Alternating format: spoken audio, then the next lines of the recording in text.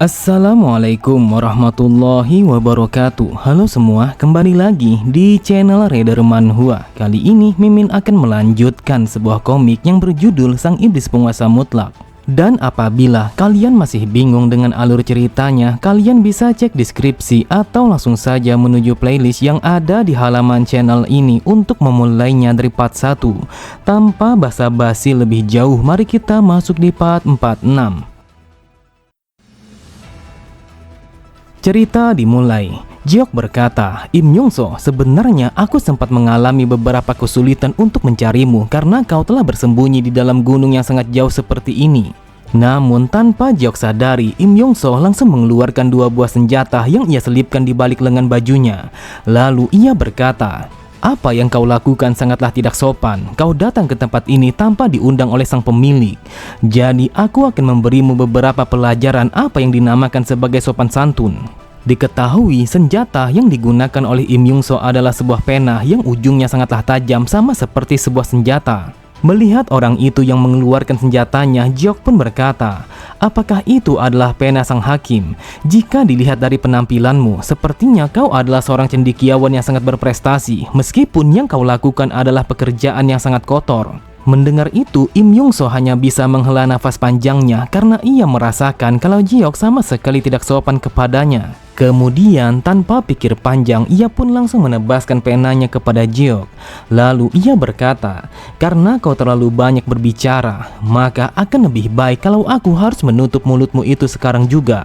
Terlihat dengan sangat jelas kalau serangan yang dilancarkan oleh Im Yongso sangatlah mengerikan, meskipun ia melakukannya hanya dengan sebuah pena. Namun serangan yang ia lancarkan sama sekali tidak berpengaruh kepada Jiok karena Jiok masih mampu menghindarinya. Dan di saat yang bersamaan, Jiok langsung melompat ke arahnya sembari melancarkan sebuah serangan yang bertujuan untuk melakukan serangan balik. Akan tetapi, Im Yongso langsung memblokir serangan Jiok dengan mengibaskan penanya ke arah samping karena ia menyadari kalau Jiok telah mengincar batang lehernya. Setelah melompat dan mengambil jarak di antara mereka berdua sambil tertawa, Jiok berkata, "Sangat disayangkan sebuah skill yang sebagus itu dengan sengaja dibiarkan membusuk di dalam gunung ini. Tetapi asal kau tahu, hal ini telah membuatku menjadi semakin penasaran dengan apa yang kau lindungi di dalam gunung ini." Im Yongso berkata, "Rasa penasaran tentang pengetahuan sangatlah bagus. Tetapi apakah kau pikir kalau aku akan membiarkanmu begitu saja?" Setelah mengatakan itu, ia pun langsung melemparkan salah satu dari senjatanya kepada Jiok dengan kecepatan yang sangatlah luar biasa. Namun serangannya hanyalah sia-sia karena Jiok menyadari kalau Im Yongso telah mengincar titik tengah yang berada di dadanya. Terlihat Im Yongso langsung menyipitkan kedua matanya karena ia tidak menyangka kalau Jiok mampu membaca serangannya. Kemudian ia pun langsung melancarkan serangannya kepada Jiok secara bertubi-tubi. Di saat itu yang ia targetkan adalah 100 titik temu dan juga sebuah titik yang disebut sebagai titik tumpuan. Namun lagi dan lagi serangannya hanyalah sia-sia karena Jiok mampu menghindari serangannya dengan begitu mudah. Sambil menebaskan bilah pedangnya, Jiok berkata, "Aku tahu kalau kau telah mengincar semua titik yang paling mematikan di dalam tubuh. Tetapi apakah kau pikir kalau aku akan membiarkannya begitu saja?" Setelah mengatakan itu, Jiok pun langsung melancarkan serangan balik kepada Im Yongso sampai-sampai yang bisa ia lakukan hanyalah bertahan dengan menggunakan dua pena yang ia miliki. Tetapi Im Yongso langsung melakukan sebuah tusukan karena ia menyadari kalau Jiok telah membuat sedikit celah. Namun Im Yongso sangatlah terkejut ketika melihat Jiok yang menghentikan serangannya yang seakan-akan kalau Jiok sudah membaca pergerakannya dan juga setiap teknik yang ia gunakan. Di saat itu, Jiok langsung memutar bilah pedangnya karena ia sudah berhasil menghentikan pergerakan lawannya dan membuat sebuah celah yang sangat besar. Kemudian tanpa pikir panjang sedikit pun, Jiok langsung menebaskan bilah pedangnya kepada Im Yongso sehingga tubuhnya langsung dibasahi dengan darah. Terlihat Im Yongso langsung melompat ke arah bawah ketika merasakan kalau tubuhnya telah terluka dengan cukup parah setelah terkena serangan Jiok. Bahkan ia pun merasakan kalau dia begitu sulit untuk bernafas dengan benar. Di saat itu ia berpikir kalau musuh yang ia hadapi saat ini bukanlah seorang lawan yang akan mudah untuk ia kalahkan. Sambil memainkan bilah pedangnya, Jiok berkata, "Apa yang kau lakukan? Bukankah kau mengatakan kalau kau akan mengajariku sopan santun? Tetapi entah mengapa kau hanya mengajarkanku bagaimana caranya melarikan diri dari sebuah pertarungan." Mendengar ocehan Jiok, Im Yung-so bergumam, "Dasar sialan, seranganku sama sekali tidak mempan kepada bajingan ini. Saat ini aku berusaha sebisa mungkin agar dia tidak masuk ke dalam sana.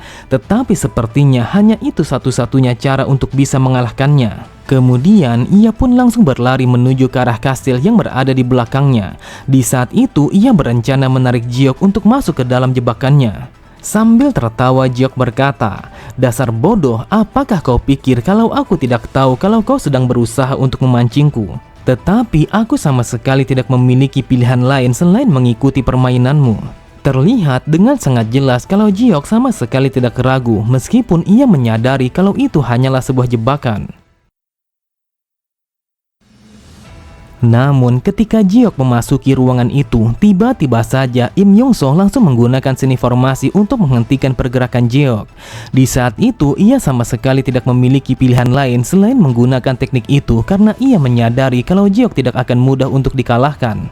Jiok berkata, "Sejak dari awal kalau aku sangatlah penasaran, tetapi aku sama sekali tidak menyangka kalau kau akan mengajakku untuk masuk ke dalam sini secara langsung." Dengan santainya Im Yung-so berkata, "Mari kita lihat apakah kau masih bisa bersikap santai seperti ini ketika kau berada di dalam seni formasi yang aku ciptakan. Dengarkan aku baik-baik, kau akan merasakan 1 detik di dalam sini sama seperti selamanya. Kau akan tersiksa di dalam rasa sakit dan juga halusinasi yang sama sekali tidak ada ujungnya. Dan kau akan mengalami penyiksaan yang sama sekali tidak akan pernah kau bayangkan sebelumnya. Jadi nikmatilah rasa penderitaan ini sampai-sampai kau berpikir kalau kematian adalah yang terbaik." Lalu Im Yung-so bergumam, "Dasar bodoh, hari ini adalah kematianmu karena kau sudah menginjakan kakimu di dalam seni formasiku." Akan tetapi tanpa ia sadari, Jiok langsung melompat ke arahnya dan bersiap untuk menebaskan bilah pedangnya. Dengan tatapan mata yang tajam, Jiok berkata, "Aku rasa orang yang bodoh adalah dirimu. Apakah kau pikir kalau formasi yang seperti ini akan mempan kepadaku?" Sontak Im Yung-so sangatlah terkejut ketika melihat Jiok yang sama sekali tidak terpengaruh dengan seni formasi andalannya. Seketika itu juga, tempat itu langsung berguncang dengan sangat hebat setelah terkena serangan Jiok. Bahkan saking kuatnya serangan Jiok sampai-sampai ruangannya langsung runtuh ke arah bawah dan membuat sebuah lubang yang begitu besar.